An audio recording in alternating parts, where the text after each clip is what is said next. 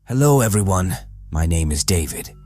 Today we're going to take a look at another horrible case with you. Today's story is the only story in the history of Germany that people have heard of at some point. This story is about a murder case that has never been solved, and it has been almost 101 years since it happened. Many investigation teams have worked on this case, but they have always been unsuccessful. What is the story? We will find out in this video.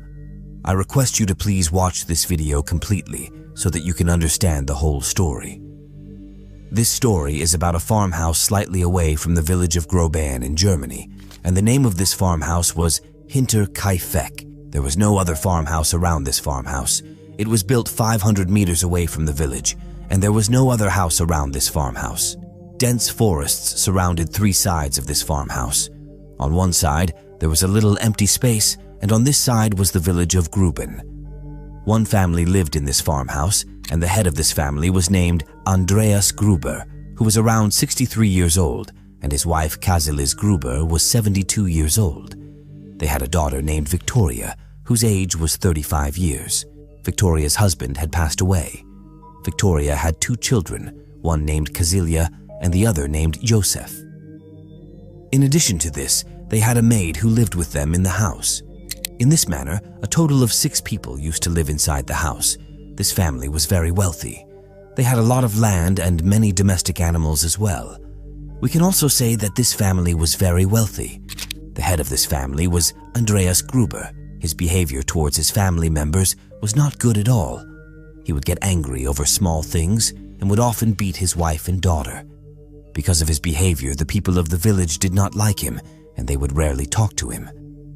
Apart from that, one thing that the people of the village absolutely did not like Andreas' behavior. We tell you the story further ahead. Everything inside this house was going fine. But one night something happened inside this house that changed everything.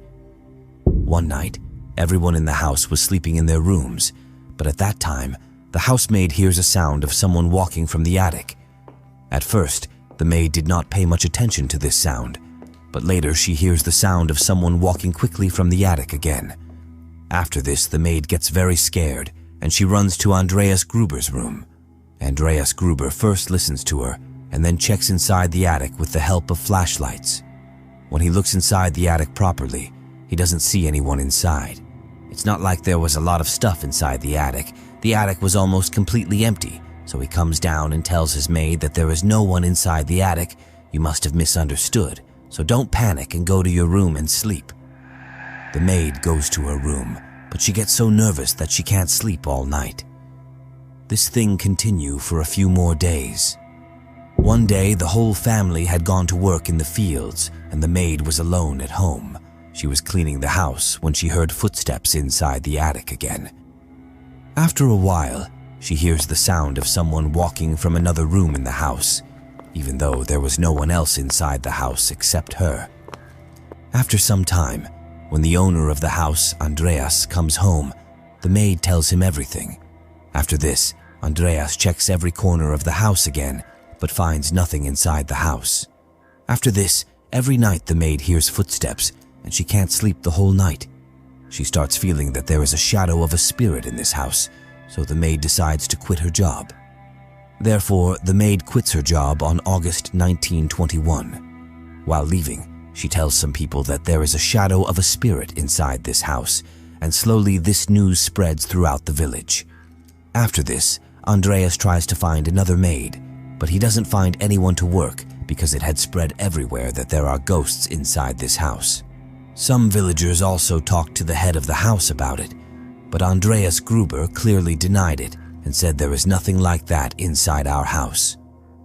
He also told people that our maid had been ill for some time, maybe she had a delusion. But despite all this, they could not find any maid to work. Months pass like this, and they still don't find a new maid. One night, the whole family was sleeping in their rooms. At that time, in the middle of the night, Andreas Gruber's eyes opened, and he also felt that someone was wandering in the attic of the house. After this, Andreas Gruber wakes up his wife. His wife also hears the sound of someone walking. After this, he goes to the attic of the house and checks it thoroughly, but there was no one inside the attic. He starts thinking if he heard someone walking from here, Then the person must have gone where, because he had checked every corner of the attic. In this way, tonight also passed. After that night, things began to change. Every day, something strange would happen inside the house. When the whole family went out to work, and when they returned in the evening, things inside the house would be scattered around, even though they had left their house properly locked, with all the windows closed. One day, when the entire family returned to their farmhouse, they saw that some of their pets and horses were outside in the field, grazing, while all their other pets were securely inside the stable. Now, something strange would happen to them every day. One day, in March 1922, something strange happened to Andreas. He was walking outside his house when he found a newspaper. It wasn't their regular newspaper delivered to their home every day. It was a newspaper from Munich, about 70 kilometers away from their home. Andreas thought maybe someone else in the house had ordered this newspaper, but when he talked to his family members, they all denied it and said they had not bought any such newspaper. Then Andreas thought maybe the newspaper delivery person had mistakenly given it to them. So when the next day the newspaper delivery person came to collect payment, Andreas asked him if he had mistakenly left this newspaper at their house. The newspaper delivery person said he hadn't left that newspaper there, and also mentioned that no one in the village reads that newspaper. Hearing this, Andreas found it strange and wondered how this newspaper had reached them. A few more days pass, and one night it snows in their village. When Andreas Gruber wakes up and comes outside his house in the morning, he sees footprints in the snow leading from the forest into their machine room. He goes inside and looks carefully but doesn't see anyone.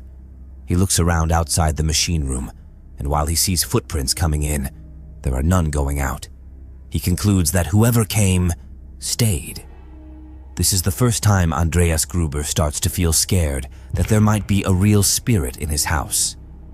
Additionally, they had a dangerous pet dog who would bark aggressively at any outsider approaching their house, but for the past few days the dog hadn't barked at anyone, nor did it bark the previous night. After this, Andreas Gruber tells his two neighbors, Lorenz Schlittenbauer and Jakob Siegel, about this. Lorenz suggests that it might be the work of a thief and advises Andreas to keep his gun with him, but Andreas refuses to take the gun. Perhaps he should have taken it that day. A few more days pass, and the date comes to March 31st, 1922. Today the family is very happy because their new maid was supposed to arrive after about 6 months. Her name was Maria. It's not that Maria didn't know about this house being a haunted house, but despite that, she was ready to work here because for the past 2 months, she had been completely free, with no work, and she didn't want to burden her sister anymore. So on Friday, March 31st, Maria and her sister both arrive at the farmhouse around 5 o'clock. First, Maria and her sister talk to all the members of the house. After that, Maria's sister leaves around 6 o'clock, leaving Maria alone. Now, there were 6 people inside the house last night, 5 family members and 1 maid. And this is how tonight passes, and the next day, which is April 1st, 1922, in the morning, around noon, 2 brothers named Hans Shirovsky and Edward Shirovsky come to the farmhouse. Both these brothers used to sell coffee, and a few days ago, Andreas Gruber had invited them to his house to meet because he wanted to buy a lot coffee from them. But when these 2 brothers arrive at the house, they don't see any member of the house. After that, they knock on the farmhouse door, but no one answers from inside. Then they roam around the house on all 4 sides and see if any window is open, but all the windows were closed. There was also a machine room where some machines and tools were kept, and its door was open. Both brothers enter the machine room, but they don't see anyone there either. After that, they return to their home. After that, around 5 p.m., 2 hunters go into the jungle for hunting, but before entering the jungle, they stop in front of this farmhouse. They think why not take some food and drink from here, so they knock on the farmhouse door. However, they don't hear any sound from inside the farmhouse, so they both head towards the jungle without taking anything. It was around 11:30 p.m. when a drunkard named Michael was going home. As Michael passes by the farmhouse, his eyes fall on it, noticing that the kitchen light was on. This surprises him a bit because people in the village usually go to bed after sunset. Then he thinks maybe they have some work left, so he continues towards his home. But then he smells something strange, like someone burning meat. Now he was feeling a bit strange, so he goes towards the farmhouse to find out. As soon as he reaches near the farmhouse, he sees a man ahead of him holding a torch. He thinks maybe this is the owner of this house, Andreas Gruber. So Michael asks him if everything is all right, but he doesn't get any response. Michael can't see the man's face properly because he was holding a torch. He notices that the man has a big weapon in his hand, which scares Michael a little. Then the man starts slowly approaching Michael, who gets even more scared and runs away. The next day, April 2nd, 1922, which was a Sunday, 2 women come outside the farmhouse. Actually, Andreas Gruber's daughter Victoria used to go to church with these 2 women every Sunday. Usually, Victoria would already be outside the house, but today she wasn't there. The 2 women waited for Victoria to come, but even after a long time, Victoria didn't come out. They thought maybe Victoria had already gone to church, so they went to church without her. And when they went to church, they saw that neither Victoria nor any member of her family had come to church yet. This surprised them a lot because it had never happened before that Victoria didn't go to church, as her whole family was very religious and went to church every Sunday. Afternoon, Jacob's son goes to the farmhouse to buy Lord. He knocks on the door of the farmhouse, but no one comes out. Then he returns. When he returns home, he sees that all the animals inside the stable were eating grass, and some animals were eating grass outside in the field. The boy thought that maybe the whole family had gone to work in the fields. The next day, April 3rd, a man who throws newspapers comes and sees what he had thrown here a day earlier. It was still lying there untouched, and no one had touched the newspaper yet. He thought maybe the whole family had gone somewhere. But then he noticed the smell of food coming from the kitchen. He saw that half of the meal was already eaten, and the smell of food was still fresh, as if someone had just cooked. He stayed there for a while waiting for someone to come out, but no one came out, so he also left. 3 days had passed, and no one from this farmhouse had been seen by the villagers, but smoke kept coming out of their chimney. So the villagers did not suspect anything and thought that someone must be inside the house. Then, the next day, April 4th, 1922, a mechanic named Albert Hofer comes to this mechanic farmhouse. This mechanic had been called by Andreas Gruber a few days earlier to fix the machine at his house. The mechanic comes to the farmhouse and knocks, but no one comes out. After waiting for some time, he goes into the machine room because the room was open, and the machine he had to fix was also inside that room. So he starts his work. The mechanic works on the machine for about 3.5 hours. During this time, he also started the machine a few times, and the machine made a lot of noise, but even after hearing such noise, no one came to him. His work was finished around 1:30. During this time, he saw that all the animals were tied inside the stable. During this time, he saw that a dog was tied outside the machine room, which was not there before, so the mechanic thought that maybe the people of the house had returned. After that, he, the mechanic, goes outside the farmhouse again, and Andreas Gruber calls out to him, but still, no one comes out. Then he, the mechanic, goes back because it was already late, and he had to go somewhere else for work. But as the mechanic was leaving, he tells some people in the village that he worked inside the machine room for several hours, but no one from the farmhouse came to him during that time. Hearing this, the villagers also pondered because it had been almost 4 days now, and they hadn't seen any member of that house yet. One of Andreas Gruber's neighbors was Lawrence, whose son also told him that Victoria's daughter is in the same class as him, and she also hasn't come to school for the past 4 days, which she had never done before because she was very good in studies. After this, Lawrence sends both his sons to the farmhouse and tells them to check if anyone is there or not. The 2 boys go to the farmhouse and return after some time, telling their father that there is no one in the farmhouse, and their dog, which was locked inside, was barking fiercely at them. Now the villagers were sure that something was definitely wrong, so they decided to go to the farmhouse in the evening and find out the truth. So, around 5 o'clock in the evening, Lawrence, his neighbor Jacob, and a man named Michael go to the farmhouse. Going outside the farmhouse, they see that the newspaper from the last 3 days was still lying outside the house, and no one had touched that newspaper yet. After that, they decide to go inside the house. The door of the farmhouse was closed, but the door of the barn was open, so they think about going inside through the barn's way. They first enter the barn, where there was an empty room with grass for animals. When they go inside, suddenly Lawrence's foot hits something, but he doesn't pay much attention to it and goes into the next room. By this time, it had become dark, and there was very little light inside the room. The same thing happens with Michael as well. His foot hits something unknown, and he almost falls, but manages to save himself. Then he sees who he collided with, and he sees that there was a human leg inside the grass, which scares Michael. Michael calls his 2 companions, and when everyone removes the grass, they see the dead bodies of Andreas Gruber, his wife, and their daughter Victoria. All 3 of them were present, and in another room, the body of Victoria's daughter Cecilia was also there. Lawrence tries to shake all the dead bodies to see if anyone was still alive inside, but everyone was dead. After this, all 3 men, coming from the barn, reach the bedroom, and from here, they also open the main door of the farmhouse. Here, the bodies of all these were found, including the 2.5-year-old son, Joseph of Victoria. One thing common in all the bodies was that all appeared to have been severely beaten, as if their heads were crushed.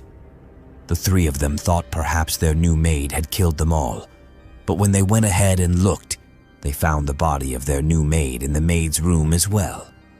Her head was also completely crushed, and this was the 6th and final body.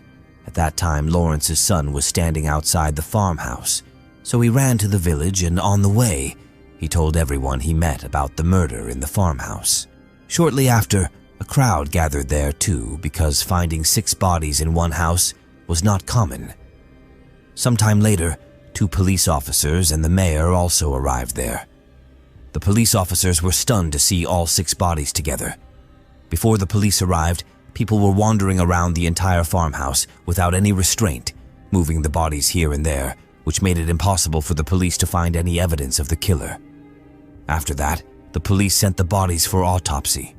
Then the police called their most capable officer, whose name was Georg Reingruber.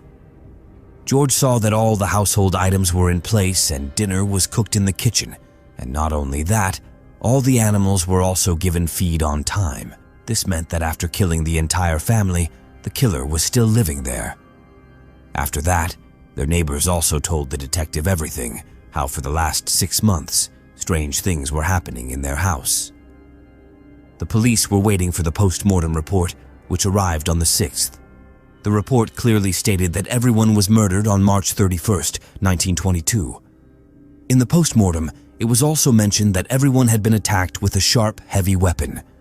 The police were shocked because, according to the post-mortem report, the murders had happened 6 days prior.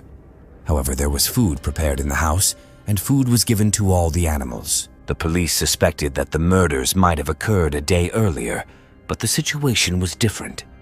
Moreover, no one had touched the newspaper outside the house.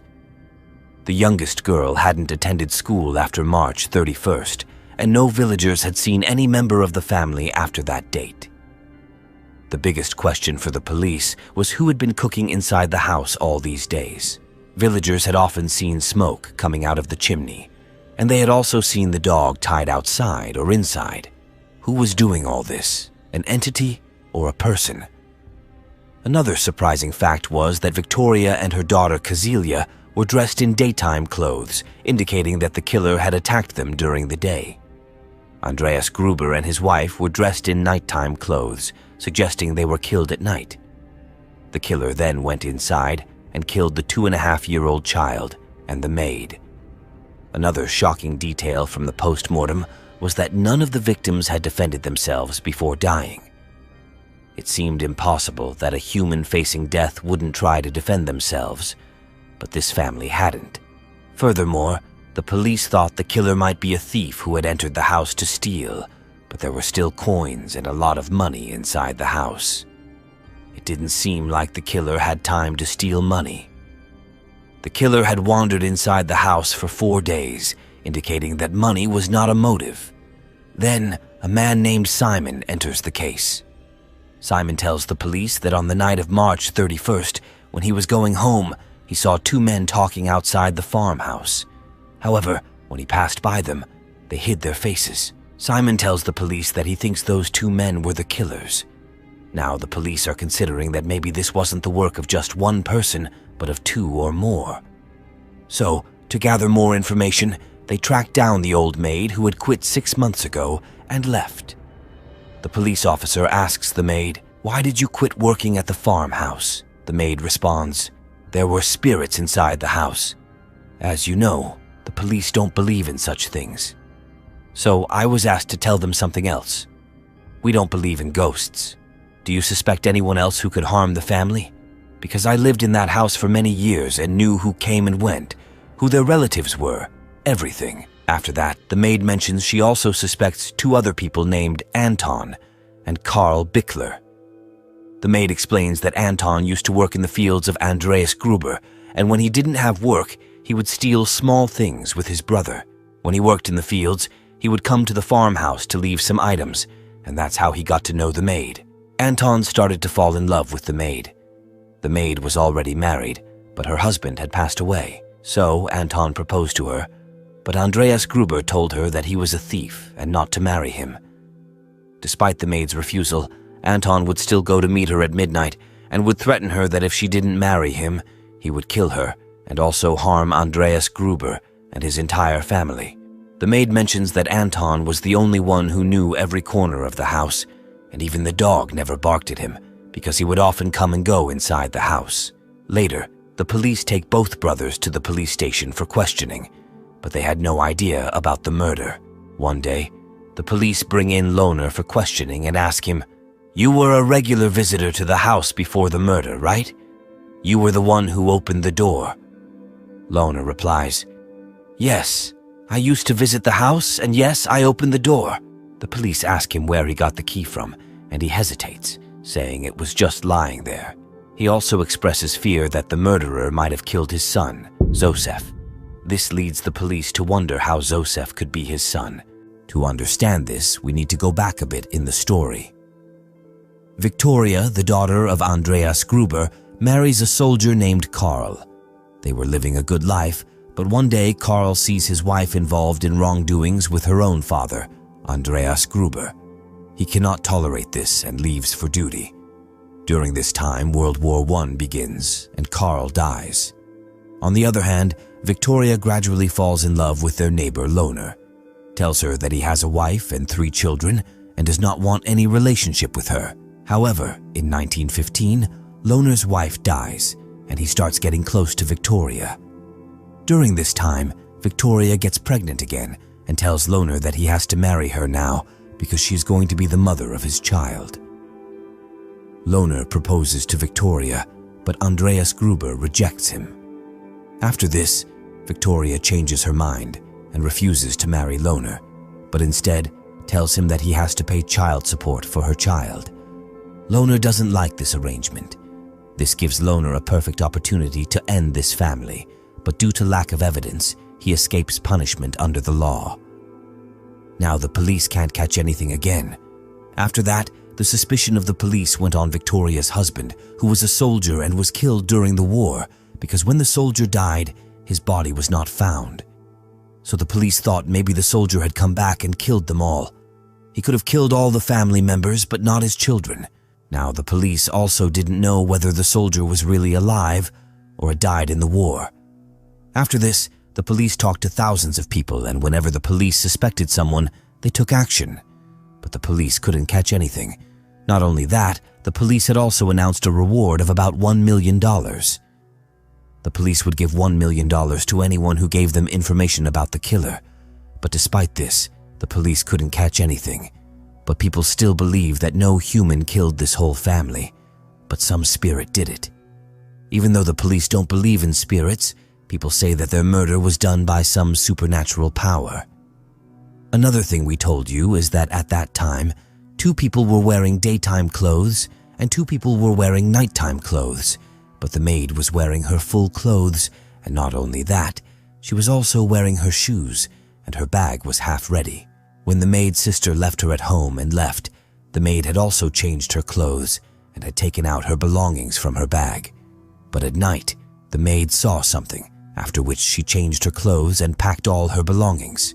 But unfortunately, when she was about to leave, an accident happened with her, and she was killed. After this, the youngest daughter of this house, Cecilia, before her murder, had scratched her own hair, and her hair was in her hands. What did she see that she started scratching her own hair? Something strange kept happening in this house for a few months, whether it was the sound of someone walking in attic, clothes or things lying around. Everything was pointing towards the fact that this work was not done by any human, but by some supernatural power. After this, when the whole matter started to calm down a bit, then all this property had to be handed over to the police. Now, no member of this house was left except Victoria's husband Carl's parents. They also refused to stay in this house clearly. After this, in 1923, this house was demolished, and after demolishing the house, the police had to be called again because of the murder weapon. When the laborers were demolishing this house, they found a sharp weapon, and with the help of this weapon, all the people were killed. There were bloodstains on this weapon, but there were no fingerprints, after which the police couldn't catch anything again, and this case became cold again. Then, about 5 years later, one night a man comes to this village and knocks on someone's door and says, "Have you found out who killed the family of Andreas Gruber?" Then that man says, "No, I didn't find out anything." Then that man says, laughing, "I killed that family myself." And saying this, he walks towards the jungle. Then the next day, the police conducted a search operation in almost the entire jungle, but they didn't find anything there, and this case remains unsolved even today after 101 years. This case is still the biggest and strangest in German history that has not been solved till date. So this was today's story. Thank you for joining us on this journey today. We hope you enjoyed the content and found it valuable. If you did, don't forget to hit that like button and subscribe to our channel for more insightful videos like this one.